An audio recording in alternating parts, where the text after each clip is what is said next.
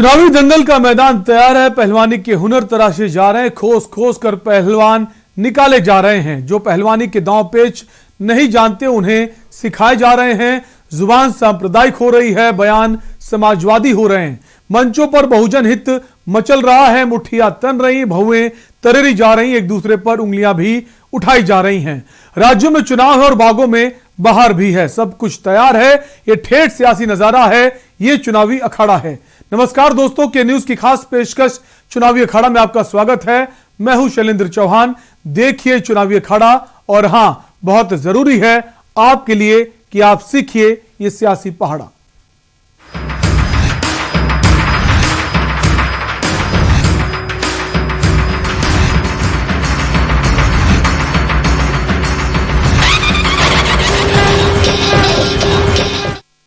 दो 2022 का चुनाव नजदीक आते ही सियासी पार्टियां वोटों के जोड़ तोड़ में लग जाती हैं। कोई युवाओं को सौगातें दे रहा है तो कोई छात्राओं को लाभान्वित करने की बात कर रहा है। खासकर आधी आबादी को लेकर पार्टियां चिंतित हैं और सभी की नजरें आधी आबादी यानी महिलाओं पर गड़ी हुई हैं। यही कारण है कि आप हो या कांग्रेस, सपा या फिर बीजेपी, सभी की निगाहें महिलाओं पर हैं। क्या है सियासी गणित, बताएंगे इलेक्शन रूम से हमारी सहयोगी।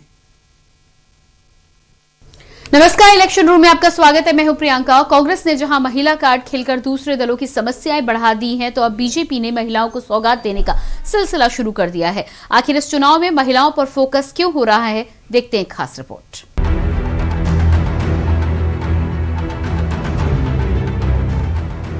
आधी आबादी पर सभी सियासी दलों की निगाहें ये गलत नहीं है, क्योंकि भाजपा ही नहीं, अब कांग्रेस, सपा और बसपा में भी महिलाओं की भूमिका तय होने लगी है। सभी दल अपने अपने तरीके से इस आधी आबादी को साधने की जुगत में जुटे हुए हैं। साल 2017 के विधानसभा चुनावों में करीब 4 करोड़ महिलाओं ने वोट दिया था। ये संख्या पुरुषों के मुकाबले 4% अधिक थी। पुरुषों के 59% के मुकाबले 63% महिलाओं ने वोट कर अपनी ताकत का एहसास कराया था। महिला वोटर्स के इसी ताकत को समझते हुए इस बार कांग्रेस ने अपना फोकस जातिगत रणनीति की बजाय महिलाओं पर रखा है। लड़की हूं, लड़ सकती हूं का नारा देने वाली कांग्रेस महासचिव प्रियंका गांधी ने यूपी की महिलाओं को फिलहाल प्रदेश में सियासत के केंद्र में ला दिया है। प्रियंका की घोषणा ने बाकी सियासी दलों को मजबूर कर दिया है। ये लाचारी ही सही, अब सभी सियासी दल आधी आबादी की बात करने लगे हैं। प्रधानमंत्री नरेंद्र मोदी ने मंगलवार को प्रयागराज में विशाल महिला सम्मेलन को संबोधित किया और अरबों रुपए की सौगात दी।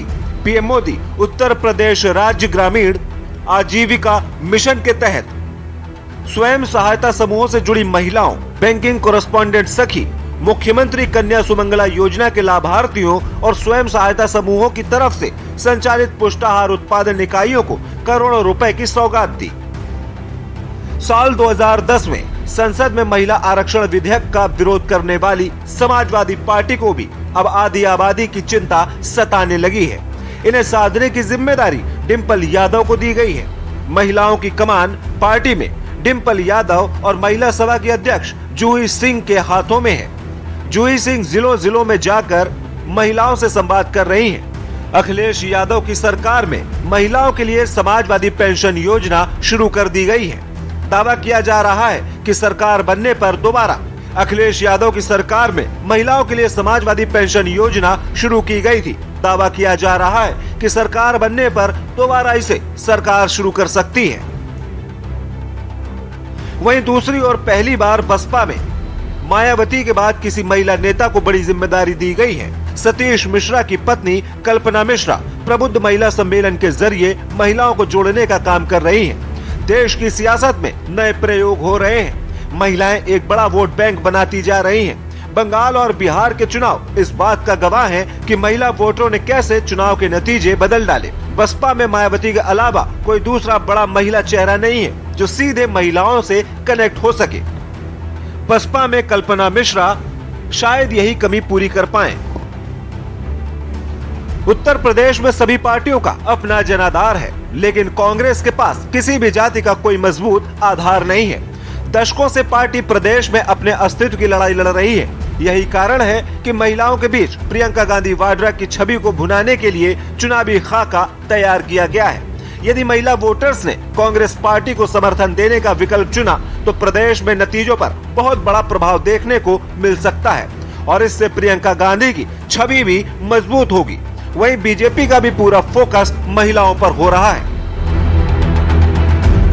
इलेक्शन डेस्क के न्यूज इंडिया।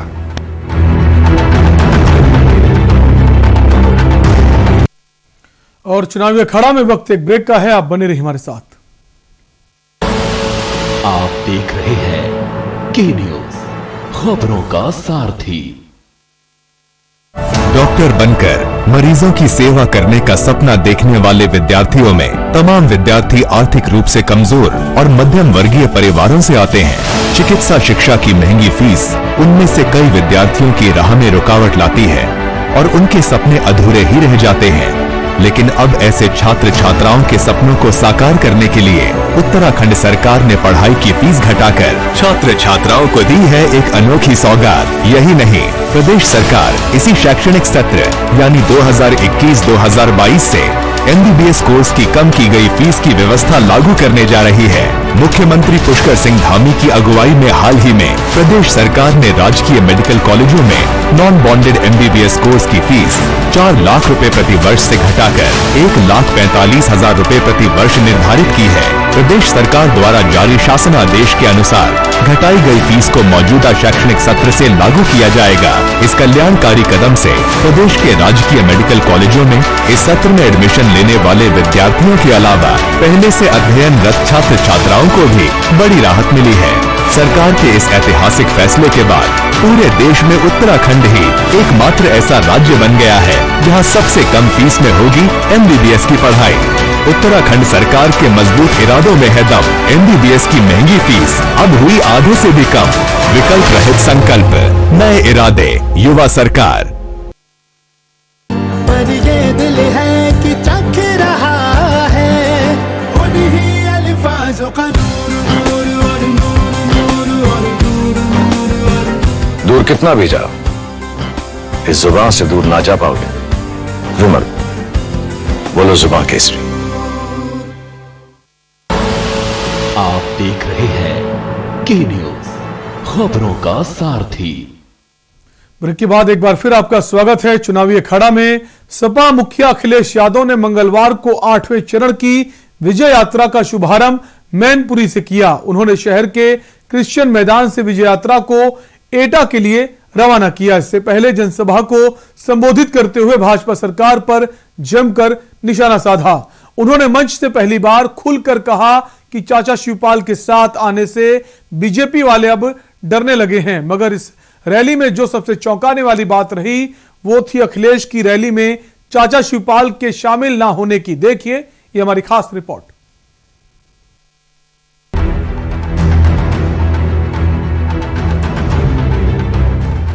समाजवादी पार्टी के राष्ट्रीय अध्यक्ष एवं पूर्व मुख्यमंत्री अखिलेश यादव ने मंगलवार को मैनपुरी के क्रिश्चियन मैदान में जनसभा को संबोधित किया। इस दौरान उन्होंने मुख्यमंत्री योगी आदित्यनाथ और भाजपा पर जमकर निशाना साधा। सपा नेताओं के यहां आयकर के छापों पर अखिलेश ने कहा कि चाचा शिवपाल को साथ लिया तो जांचें होने लगी।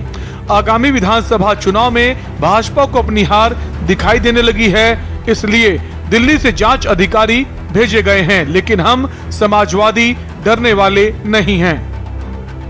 देखिए, भारतीय जनता पार्टी पर पहली बार सवाल नहीं खड़े हुए हैं कि लोगों के फोन सुने जा रहे हैं या फोन टेपिंग की जा रही है। ये अधिकारी ही बता रहे हैं कि मुख्यमंत्री जी के सारे पर फोन टेप हो करके सुने जा रहे हैं। विपक्ष के लोगों की फोन टेपिंग हो रही है और मुख्यमंत्री खुद उसके लिए जिम्मेदार हैं, क्योंकि वो अधिकारियों से जानकारी हासिल करना चाहते हैं कि आखिरकार विपक्ष की रणनीति क्या है। सपा मुखिया ने कहा कि किसानों ने लॉकडाउन में काम कर देश की आर्थिक व्यवस्था बचाई है। सपा की सरकार बनने पर किसानों के हितों में काम होगा। जिनकी नौकरी छीनी उन्हें सम्मान मिलेगा। योगी सरकार पर निशाना साधते हुए कहा कि बाबा की सरकार में कानून व्यवस्था फेल है। 100 से 112 कर पुलिस का कबाड़ा कर दिया। खाद की चोरी इस सरकार ने की। भाजपा के लोग गरीबों के हक पर डाका डाल रहे हैं। ये उपयोगी सरकार नहीं, अनुपयोगी सरकार है, नाम और रंग बदलने वाली सरकार है। तो आशा ज्योति केंद्र बने थे, आज जो आशा ज्योति केंद्र बंद कर दिए इन्होंने 1090 का बजट काट दिया, महिलाओं को समाजवादी पेंशन मिल रही थी वो रोक दिया, कन्या विद्याधन रोक दिया, 1090 जिसका सुप्रीम कोर्ट ने भी तारीफ की थी वो व्यवस्था को भी बजट रोक करके ये खत्म करना चाहते हैं। तो ये बताएं कि महिलाओं की सुरक्षा के लिए, स्वास्थ्य के लिए जो पिछली सरकार में काम हो रहे थे वो आखिरकार काम क्यों रुक गए। अखिलेश यादव ने कहा कि भाजपा की सरकार एक्सप्रेसवे के किनारे मंडी बनने का कार्य पूरा नहीं कर सकी। जितनी मंडी सपा सरकार ने बनाई उतनी ही आज हैं। जो सड़कें नेताजी ने दी उन सड़कों को चौड़ा नहीं किया गया। उन्होंने कहा कि भाजपा की रैली सरकारी रैली होती है, सपा की रैली जनता की रैली है। जनता ने भाजपा को हटाने का संकल्प लिया है। ये ऐतिहासिक रैली बता रही है कि भाजपा की ऐतिहासिक हार होगी। दिखाई दे रहा है ये सरकार से परेशान लोग हैं, इनको महंगाई का सामना करना पड़ रहा है, नौजवान को बेरोजगारी का सामना करना पड़ रहा है और लगातार सरकार झूठ बोल रही है। उनका हर वादा जुमला निकला। इतना परेशान होने के बाद सरकार से इस बार इन सब ने मन बनाया है। ये अपने संसाधनों से आ रहे हैं, कोई खर्चा इनको नहीं करना पड़ रहा है। बीजेपी को अपना खर्चा करके सरकारी अधिकारी लगा करके रैली करनी पड़ रही है, वहीं जनता अपने आप आ रही है। हम जनता से आशीर्वाद लेने रथ के माध्यम से निकले हैं। जहां एक तरफ आज अखिलेश यादव ने अपनी पूरी ताकत के साथ सपा कार्यकर्ताओं को संबोधित किया, तो वहीं आज अखिलेश की विजय यात्रा से चाचा शिवपाल कहीं गायब रहे। अगर राजनीति को ठीक से समझने वालों की बात मानी जाए तो अखिलेश और चाचा शिवपाल के बीच पेंच सीटों के बंटवारे को लेकर फंस गया है। जहां एक तरफ चाचा शिवपाल भतीजे अखिलेश से 20 से 25 सीटें मांग रहे हैं, तो वहीं अखिलेश सिर्फ 5 से 7 सीटों में ही चाचा शिवपाल को सल्टाना चाहते हैं। अब देखने वाली बात यह होगी कि चाचा और भतीजे के बीच ये मनमुटाव आखिर कितने दिनों चलता है। इलेक्शन डेस्क के न्यूज इंडिया।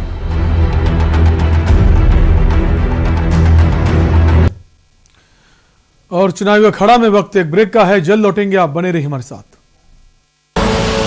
आप देख रहे हैं के न्यूज, खबरों का सारथी। उत्तर प्रदेश सरकार कोविड-19 के संक्रमण से मृतकों के आश्रितों को 50,000 रुपए की अनुग्रह राशि प्रदान कर रही है। अनुग्रह सहायता राशि के लिए आश्रित अपने जिले के कलेक्ट्रेट स्थित कार्यालय में ऑफलाइन या राहत आयुक्त कार्यालय की वेबसाइट rahat.up.nic.in पर ऑनलाइन आवेदन कर सकते हैं। आश्रित कोविड से मृत्यु का प्रमाण, मृत्यु प्रमाण पत्र और बैंक पासबुक की कॉपी के साथ आवेदन कर सकता है। अधिक जानकारी के लिए rahat.up.nic.in पर लॉगिन करें या राज्य स्तरीय राहत कंट्रोल रूम हेल्पलाइन 1070 पर कॉल करें। हर मुश्किल में साथ संवेदनशील सरकार। जुबान के लिए उड़ चला गैरों की ज़मीं पर, खुशबू अपने पन की ढूंढता और दूर कितना भी जाओ इस जुबान से दूर ना जा पाओगे। रुमल, बोलो जुबान केसरी। आप देख रहे हैं के न्यूज, खबरों का सारथी। ब्रेक के बाद एक बार फिर आपका स्वागत है चुनावी अखाड़ा में। और चुनावी अखाड़ा में चलते चलते बात करेंगे आज दिन भर अलग अलग राजनीतिक पार्टियों के बड़े बड़े नेताओं ने क्या बयान दिए जो सुर्खियां बन गए। तो सुनिए आज के बयान बहादुरों को।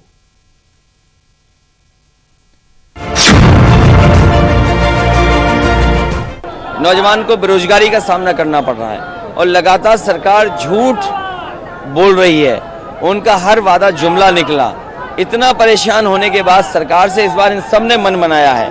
ये अपने संसाधनों से आ रहे हैं, कोई खर्चा इनको नहीं करना पड़ रहा है। बीजेपी को अपना खर्चा करके सरकारी अधिकारी लगा करके रैली करनी पड़ रही है, वहीं जनता अपने आप आ रही है। हम जनता से आशीर्वाद लेने रथ के माध्यम से निकले हैं। ये पहली बार हो रहा है कि कस्बे, गांव, घर जाकर के लोग बाहर आकर के समर्थन कर रहे हैं।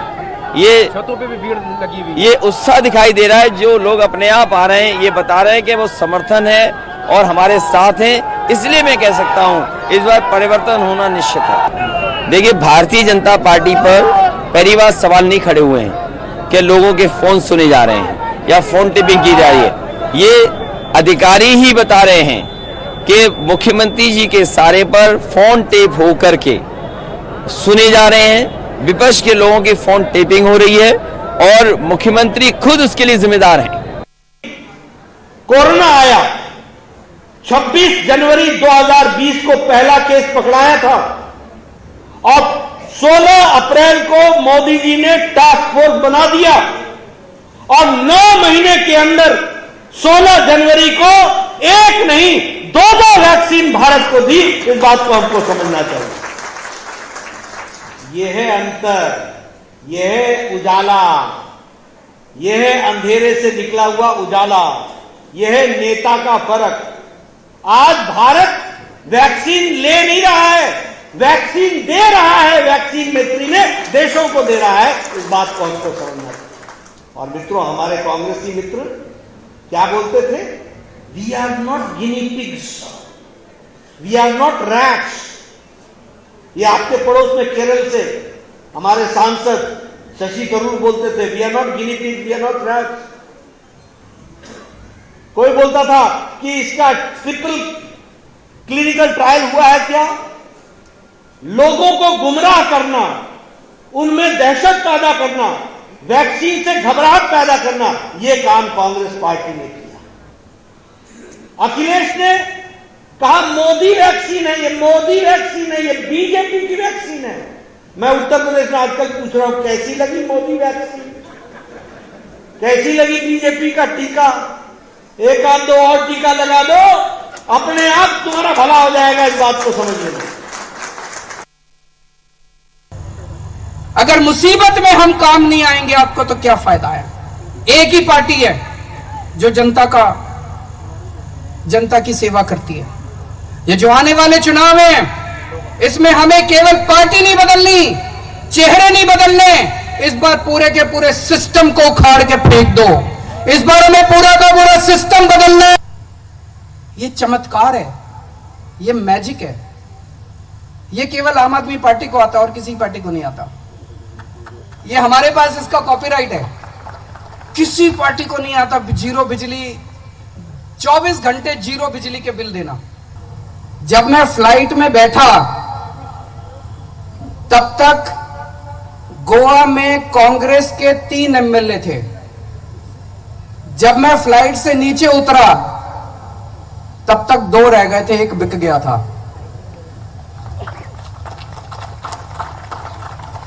आप लोगों ने कांग्रेस को 17 एमएलए दिए, 17 एमएलए।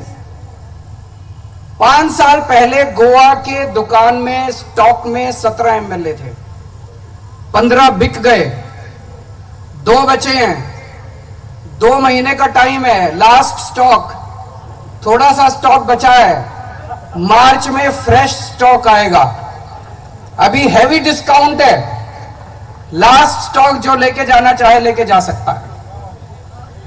उन्होंने अपने कैबिनेट में चुन चुन के उन्होंने हीरे भरे हुए हैं, एक एक हीरा है। मैंने कहा कैसे? मैं आपसे पूछना चाहता हूं। उसने कहा कि एक मंत्री है, उसने सेक्स स्कैंडल किया, उसे रिजाइन करना पड़ा। उसने कहा सर एक और मंत्री है जो अभी कोरोना जब हुआ वो लोगों की मदद नहीं कर रहा था, वो वेंटिलेटर स्कैम कर रहा था। उसने कहा सर एक तीसरा मंत्री है, वो गोवा के युवाओं को नौकरी देने के लिए 20-20 लाख रुपए लेता है, बच्चों को नौकरी देने के लिए। उन्होंने कहा एक एमएलए है, उसके ऊपर माइनर्स को रेप करने का, छोटे छोटे बच्चों को रेप करने का चार्ज लगा हुआ है। हम सबको यहां क्या ये पढ़ाएंगे राष्ट्रवाद का पाठ? मैं तो मोदी जी से पूछता हूं, एक स्वतंत्र संग्राम सेनानी का नाम आप ले लें जो आपके साथ पार्टी से जुड़ा हुआ। एक स्वतंत्र संग्राम सेनानी नहीं है और आप राष्ट्रवाद का पाठ पढ़ा रहे हैं। कितने ध्यान मोड़ने की राजनीति, गुमराह करने की राजनीति, ये आज तस्वीर हमारे सामने है। ये मध्य प्रदेश में भी तस्वीर है। कांग्रेस की सरकार बनी थी, मैं मुख्यमंत्री बना, सौदा कर लिया। मैं भी सौदा कर सकता था, मैं भी सौदा कर सकता था, मैं मुख्यमंत्री था, पर मैं मध्य प्रदेश की पहचान सौदे की राजनीति से नहीं बनाना चाहता था। मैंने कहा मैं कुर्सी छोड़ दूंगा, पर मैं सौदा नहीं करूंगा। और आज मध्य प्रदेश की जनता गवाह है कि जो मुझे मौका मिला, 11.5 महीने 12 महीने का मौका मिला, कि हमने अपनी नीति और नियत का परिचय दिया, कांग्रेस की नीति और नियत का परिचय दिया। आपके करीब में मध्य प्रदेश है, आपके करीब में मध्य प्रदेश है। पूछेगा मध्य प्रदेश के लोगों से कि कांग्रेस का कार्यकाल कैसे रहा, और यही आज चुनौती हमारे सामने है। मैं तो वो उत्तर प्रदेश जानता हूं जहां बीजेपी को कार्यकर्ता नहीं मिलता था बूथ पे बिठाने का। बूथ पे बिठाने के लिए ये लखनऊ से भेजते थे, बूथ एजेंट का फॉर्म यहां से भरते थे, इनको कार्यकर्ता नहीं मिलता था बूथ पे बिठाने का। मैं तो वो उत्तर प्रदेश जानता हूं, मैं तो वो उत्तर प्रदेश जानता हूं जहां बीजेपी को कार्यकर्ता नहीं मिलता था बूथ पे बिठाने का। बूथ पे बिठाने के लिए ये लखनऊ से भेजते थे, बूथ एजेंट का फॉर्म यहां से भरते थे, इनको कार्यकर्ता नहीं मिलता था बूथ पे बिठाने का। मैं तो वो उत्तर प्रदेश जानता हूं। तो आज ये चुनौती आप पर है। मेरा सवाल है, आपने ट्वीट किया है थोड़ी देर पहले को लेकर, आप मैंने आपको बोला में सबसे पहले लिंचिंग हुई, सरकार की दलाली मत करो। फार्मर किलर शर्म करो, शर्म करो, शर्म करो, फार्मर किलर शर्म करो, शर्म करो।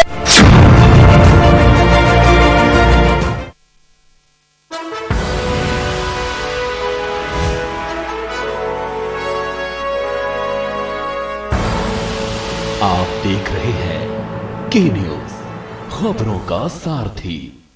जुबान के लिए उड़ चला